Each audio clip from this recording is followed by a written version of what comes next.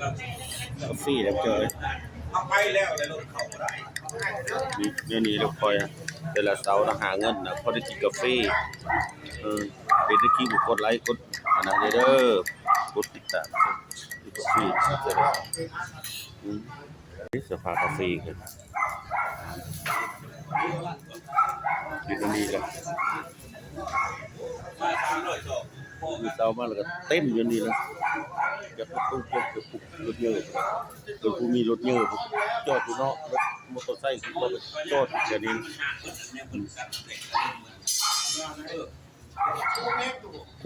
คนสองบ้านได้อยู่มาโฮมอยู่คนสองบ้านมาโฮมเสามาแล้วยอดอันนี้แหละอันนี้ไม่ค่อยได้มาหลายเลยมาเลาะขายส้มมาแล้วก็เลยส้มคนมีหมดส้มคนมีหมดแล้วก็มาเลาะขายเมื่อเราได้ดีเอาซอยจริงเลย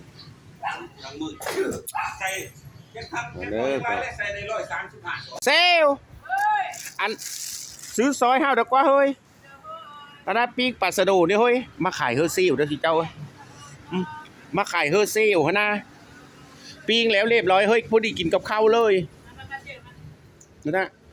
ถ้ามันก็จะเย็นแล้วมันตาลมตาเหลงเฮิร์นซิลเด้อนี่ขาประจำเบอร์ตองฮะนะส่วนโกยเพราะนั้นอยู่ทางหลังบ้านเขาเป๊ะแล้วนี่เนาะโทรสุดๆดูญาติเฮ้ยคือญาติและโต๊ะอันนั้นเนาะโต๊ะกินข้าวตัวนึงน่ะรถนะครับไปเอาก็เด้อรถอยู่ตะถกพี่มาเฮิร์นซิลนะรถอยู่ถกไปชิเลยละโอ้ซอหนิงดินาสู้นะห้อนี้มันหลุดนะซาพัดกี้เพื่อเอ้ยขนาดปิ้งเฮยยังเศร้าพัดนั่นแห้งลุกทึ่นซ้ำแต่ย่าต้องขายเฮอซิลไม่ได้ขายเฮอผู้อื่นผู้ไก่ซิลมูนอันนี้มันเป็นซิลเปิดซิลมูนซิลมั่งพอเมเฮ็ดซิลน้ำกันแล้วก็ตกเสียลูเสียหลานก็เฮ็ดเซลอีต่อไปนี่แหละ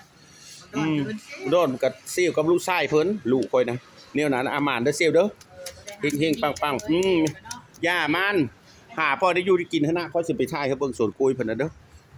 ถ่ายเพิ่นดอกไม้เด้อซิเลยอันนั้นดอกไม้ดอกไร่เพิ่นก็โอ้ย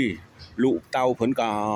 เป็นทันหมอบอยู่ห้องผ่าตัดเพิ่นได้เห็นโจกมาตะวิดน้ำได้ลูกชายเพิ่นน่ะบ่กว่าน่ะ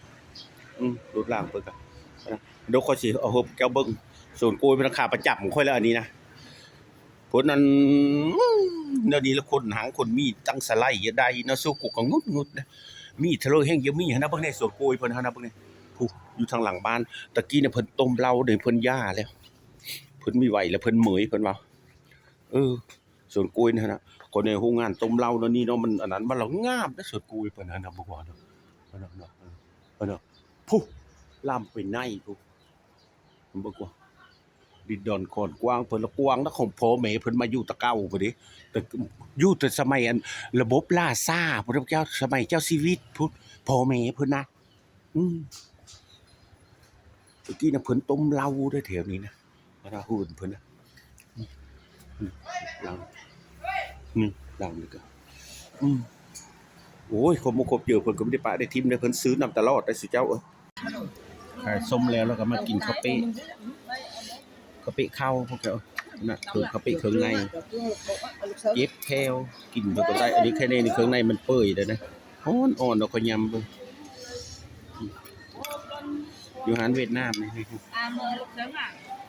อยู่ตลาดเมืองลาวนี่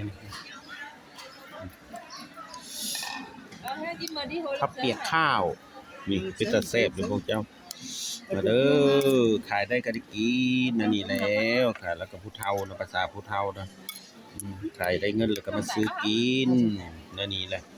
ผู้เฒ่าเบิ่งสิเบิ่งพอดีบ่เป็นตาแซ่บอยู่เด้อนะซุ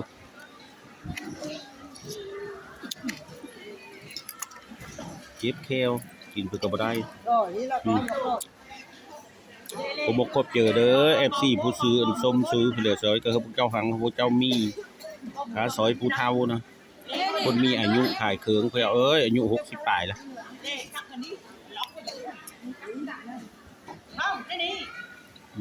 คือจะแซ่บอยู่นะพอเว้ากัน Con mình đi đem luộc đi liền. เวียดเขาว่ากันบ่จักภาษา Rồi chứ nói, để luộc món cho luộc cái luộc. อืม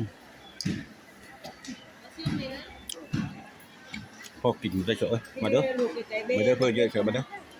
ห้องดังๆในเพลงฮะห้องดังๆในเสียเข้า YouTube Đắng lên tiền. ห้อง Đắng lên bỏ. เออ